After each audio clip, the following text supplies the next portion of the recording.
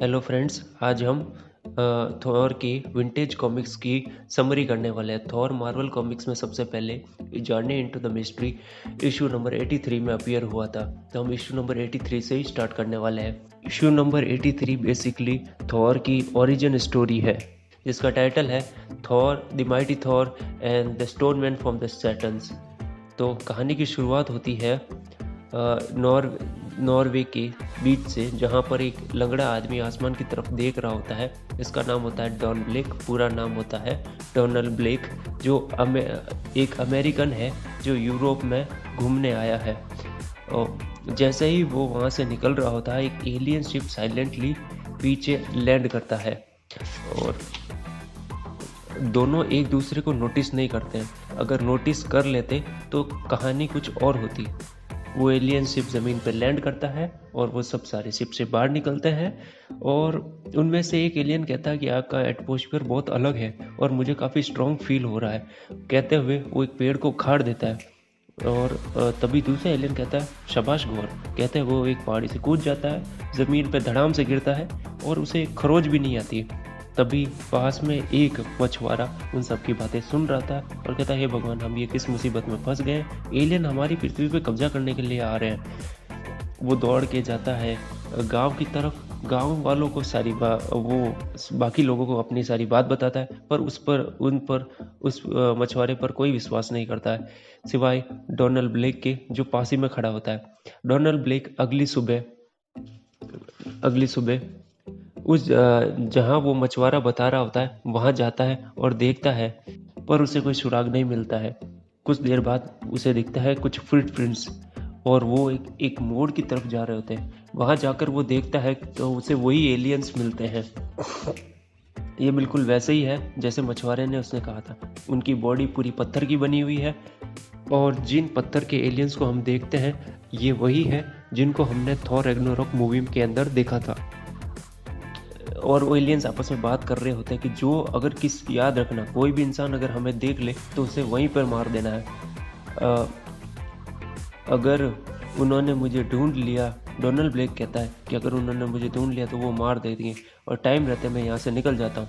पर गलती से एक लकड़ी पे, एक छोटी सी छड़ी पे उसका पैर पड़ जाता है और जो आवाज़ आती है, एलियंस को पता चल जाता है कि वो छुप के हमारी बातें सुन रहा है। एलियंस कहता है ये बच के नहीं जाना चाहिए, और उस डोनाल्ड ब्लेक का पीछा करता है। डोनाल्ड ब्लेक भागता है, पर दौड़ते दौड़ते उसकी छड़ी गिर जाती है, और बगैर छड़ी के वह बड़ी मुश्किल से चल पाता है। फिर भी वो दौड़ता रहता है।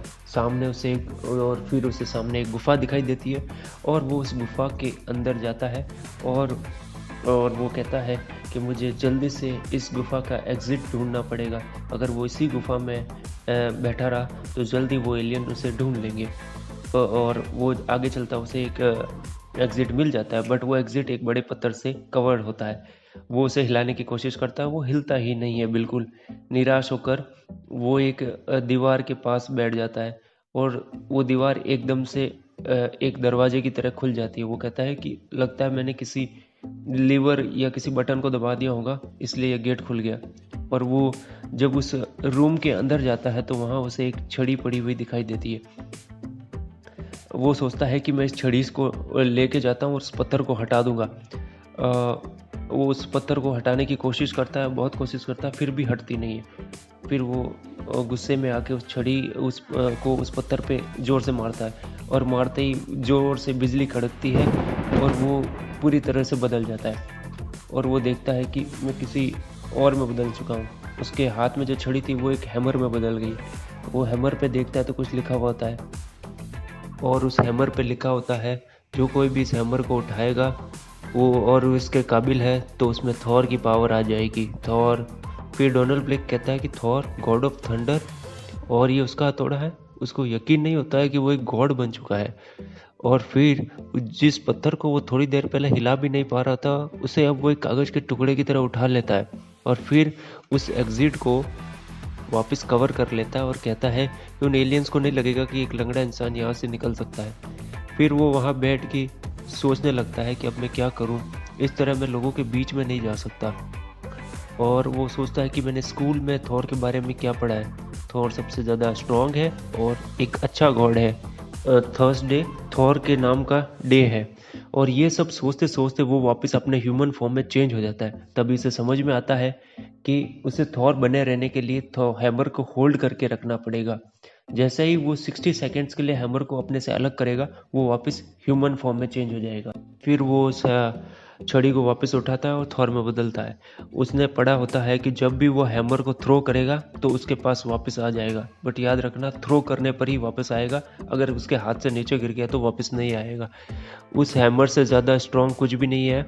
ये कहते हुए जब वो उस हैमर को फेंकता है तो वो एक पेड़ के अंदर से निकल जाता है, पेड़ को बेसिकली चीर के निकल जाता है और उसके पास वापस आता है। और वो हैंडल को जब भी ज़मीन पर 2 बार मारता है तो बारिश और बर्फ़ गिरने लग जाती है, और वही आगे धीरे चल के तूफान बदल जाती है जिसे थॉर कंट्रोल कर सकता है। इन सबको रोकने के लिए उसे हैंडल को ज़मीन पे 3 बार मारना होता है, बट जब भी वो हैंडल को ज़मीन पे 1 बार मारेगा तो वो वापस ह्यूमन फॉर्म में ट्रांसफॉर्म हो जाएगा।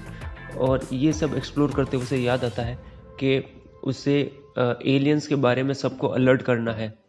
और उसी समय नाटो एयरबेस में बहुत सारे आसमान के अंदर एलियन शिप्स दिखाई देते हैं। ये शिप्स उसी एलियन के साथी हैं जो अर्थ पे कब्जा करने के लिए आए थे। और नाटो ऑफिसर तभी सबको अलर्ट करता और फाइटर जेट्स भेजने के लिए कहता है।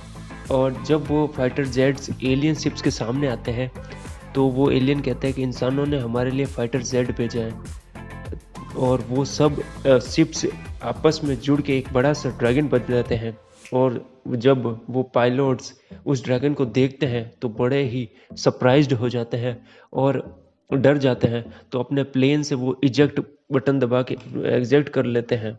और वो एलियन कहते हैं कि हमने बड़ी आसानी से इंसानों को बेवकूफ़ बना दिया है, और वापस अपने छोटे छोटे शिप्स में बढ़ जाते हैं। जब उन शिप्स पे मिसाइल से अटैक किया जाता है तो वो भी नाकाम हो जाता है। तब डोनाल्ड ब्लेक कहता है, इंसान एलियंस को नहीं हरा सकते पर गॉड ऑफ थंडर हरा सकते हैं। एलियंस कहते हैं कि कुछ देर पहले तो मौसम साफ था, अब अचानक से ये तूफान कहाँ से आ रहा है, और हमारी मशीन्स ने भी हमें अलर्ट नहीं किया था। तब थॉर अपना हैमर गोल गोल घुमा के बिजली की रफ्तार से उन एलियंस के पास पहुंचता है। उन थॉर को अपने तरफ उड़ते हुए आते देख एलियंस कहते हैं कि इसे मारना मत, इसे ज़िंदा पकड़ के हमें स्टडी करना है। पर एलियंस कहते हैं कि पकड़े कैसे, ये तो हमें बुरी तरह मार रहा है। रुको। तभी एक एलियन कहता है, रुको, वो हमारे पिंजरे के डायरेक्ट नीचे खड़ा है, हम उस पर पिंजरा गिरा के उसे हमारा कैदी बना लेंगे। और वो पिंजरा उसके ऊपर गिरा के उसे पकड़ भी लेते हैं।